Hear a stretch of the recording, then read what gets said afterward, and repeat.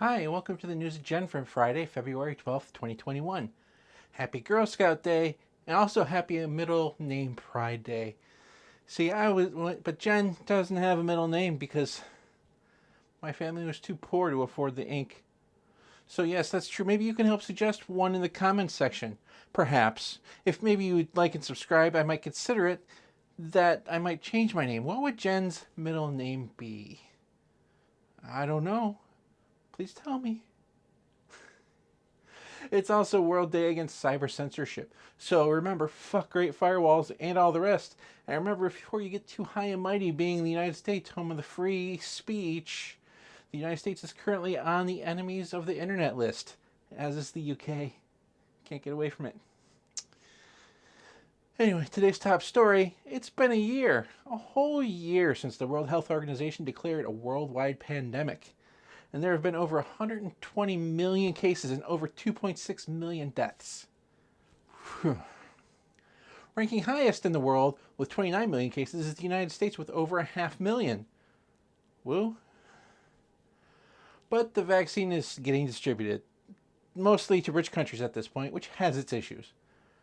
I guess it's getting there though, and then in the few months we can, all pretend that we're the heroes by swooping in and giving all the vaccines that we have extra away.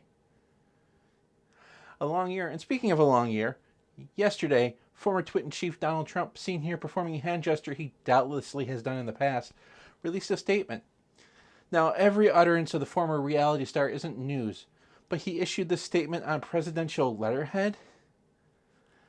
The statement reads, in full, statement by Donald Trump, 45th President of the United States of America. I hope that when everyone remembers they're getting the COVID-19, often referred to as the China virus vaccine, that if I wasn't president, you wouldn't be getting that beautiful shot for 5 years at best, and you probably wouldn't be getting it all. I hope everyone remembers. Pepchurch Farm remembers. But the thing is, see, he's not wrong. At least not 100% wrong. Let me explain. Now, do I believe that the man has responsibility for nearly every death due to coronavirus in the United States? I do. And in a way, he's still not 100% wrong. He's about 98.3% wrong.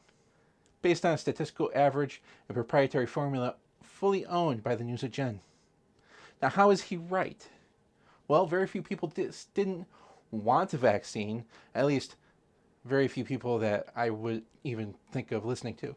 So, by that logic, we're all very supportive of the vaccine. And so, in some way, we were all responsible for the vaccine. So thank you and you're welcome. But who did make such a vaccine? People such as Dr. Corbett, seen here a picture with somebody I can't place. She was far more instrumental in producing the vaccine. In her case, it was the Moderna vaccine, as well as Dr. Carrico, who worked on the Pfizer vaccine. They and their teams are the one that made it happen.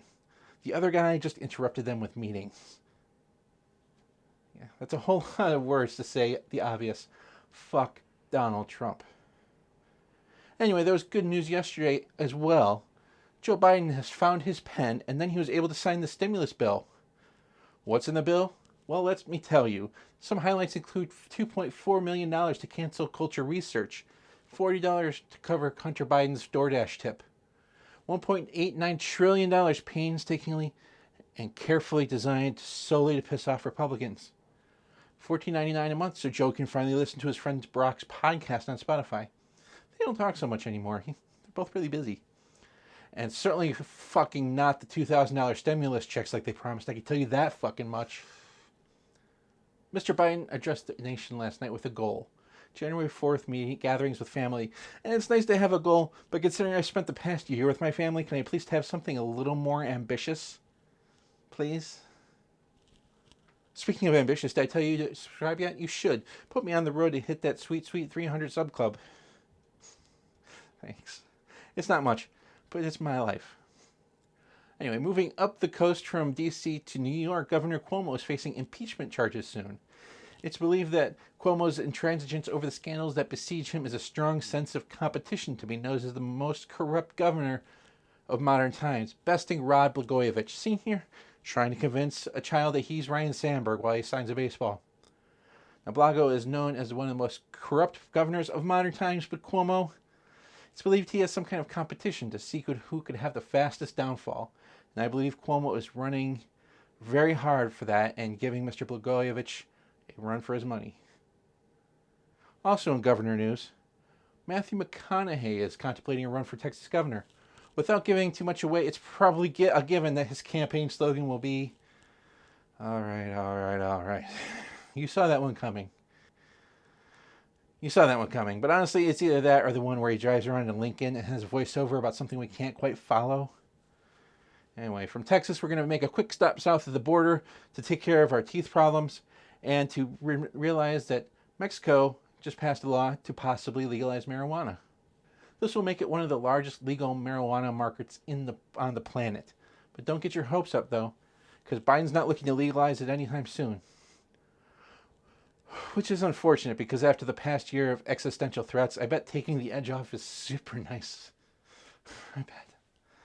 God, it's been a year since we've been into this thing. Anyway, on the other side of the planet, Pakistan has banned TikTok because it is detrimental to the youth. Now, where have I heard that one before? Eat my shorts. All right, I'll eat your shorts. Yeah, eat my shorts. Butt man, butt man. Butt man. Heading back over jolly old England, where Piers Morgan, sentient ham, is saying he lost his job on Good Morning Britain because of cancel culture.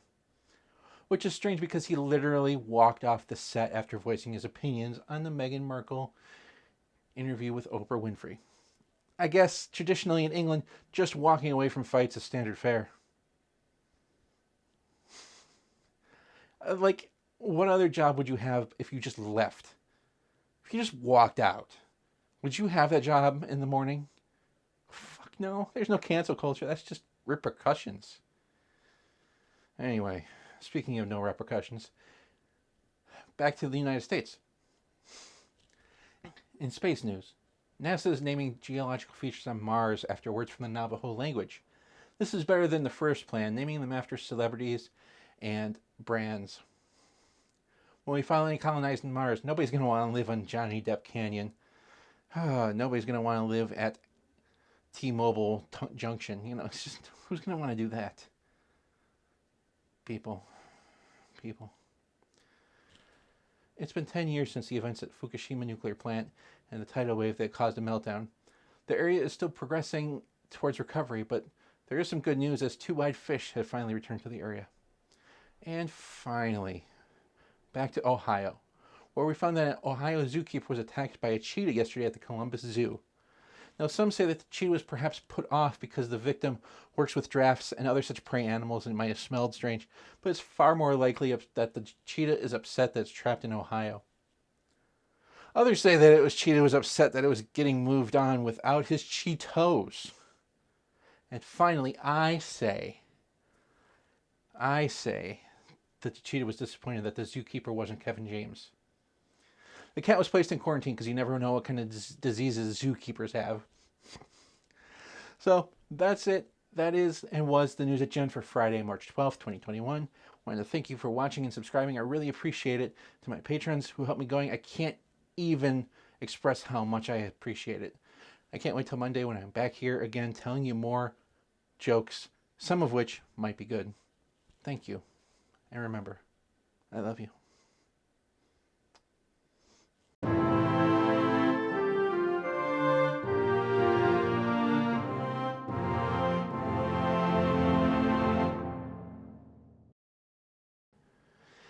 It's been a long year, and speaking of a long year, and yesterday former Twit Chief Donald Trump, I guess that fits.